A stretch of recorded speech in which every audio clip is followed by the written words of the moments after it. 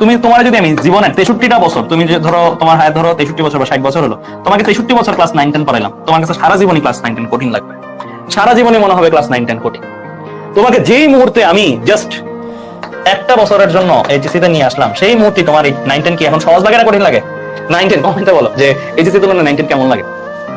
HSC তুলনায় 9 10 কি দুনিয়া আসলো জানা? মনে হয় যে কি পড়তাম আগে। 2 বছর, কয় বছর পাইছো তোমরা? তোমার মনে 2.5 বছর পাইছো। 2.5 বছর ধরে 4টা চ্যাপ্টার পড়ছো ফিজিক্সের মাত্র, মানে লাইক যেটা সিটি পরীক্ষার পর। তোমাদের এখনকার সিটি পরীক্ষার পর অত একটা বড় হয়, তাই না? সো ক্লাস 9 10 থেকে যেই মুহূর্তে এইচএসসি দেখলা 9 10 সহজ লাগতে শুরু করলো। এইচএসসি থেকে যেই মুহূর্তে তুমি অ্যাডমিশনের পড়া শুরু করবা, সেই মুহূর্তে তোমার কি হবে?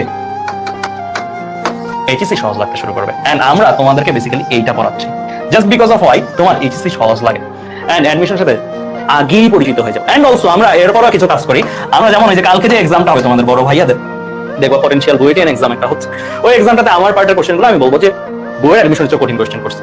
বুয়েট অ্যাডমিশনের ওই কোশ্চেন না, বুয়েট অ্যাডমিশনের চেয়ে কঠিন কোশ্চেন করছে জাস্ট এই কারণে যে ওদের কাছে যেন অ্যাডমিশনটাও সহজ লাগে, মানে আর একটু কঠিন।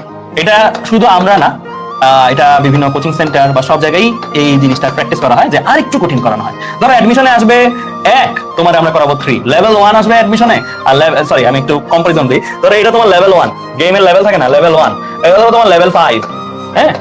আর অ্যাডমিশনে ধরো তোমার আসছে লেভেল 8, আমরা তোমাদের করাবো লেভেল 10। এন্ড এই লেভেল 10 করে তোমার লেভেল 8টা যেন সহজ লাগে এন্ড লেভেল 5টা সহজ লাগবে।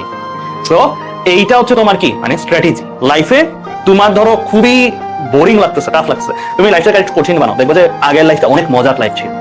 আর এটা সবাই আমরা বলি যে আমরা ধরো যেই ধাপটা পার হই জীবনে, ধরো ক্লাস 9 পার হওয়ার পরে, ক্লাস 9 এ থাকাকালীন মনে হয় ছোটবেলায় কত ভালো ছিল, আবার ক্লাস 11 ওঠার পরে বলি 9 10 কত ভালো ছিল, অ্যাডমিশনে যাওয়ার পরে বলি এইচএসসি কত ভালো ছিল, জবে যাওয়ার পরে বলি অ্যাডমিশন কত ভালো ছিল, এন্ড সো অন। ইউনিভার্সিটি যাওয়ার পরে এইচএসসি কত ভালো ছিল। ইউনিভার্সিটি স্টুডেন্টদের কাছে তুমি যে এইচএসসি কঠিন লাগে, তোমাকে নিয়ে মজা করবে, ট্রল করবে। বিশেষ করে বুয়েটের ভাইয়া আপুদের কাছে তুমি যদি বলো যে ভাইয়া আপু আমি এইচএসসি পড়া পড়তে পারি না, অনেক কঠিন লাগে, তোমাদেরকে নিয়ে দেখবে যে মজা করবে, কারণ তাদের কাছে তাদের কঠিনের সাপেক্ষে তোমার কঠিনটা ছোট লাগতেছে।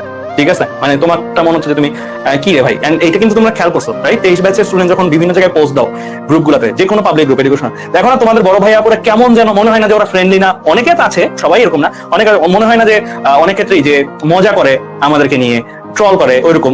তো এটা কিন্তু তারাও যখন ইউনিভার্সিটি, তারাও কিন্তু ইউনিভার্সিটি 4th ইয়ারের ভাইয়ের কাছে ফার্স্ট ইয়ার, আর ফার্স্ট ইয়ার পরে এরকম করতেছে। এটা একটা চলমান প্রসেস, হ্যাঁ।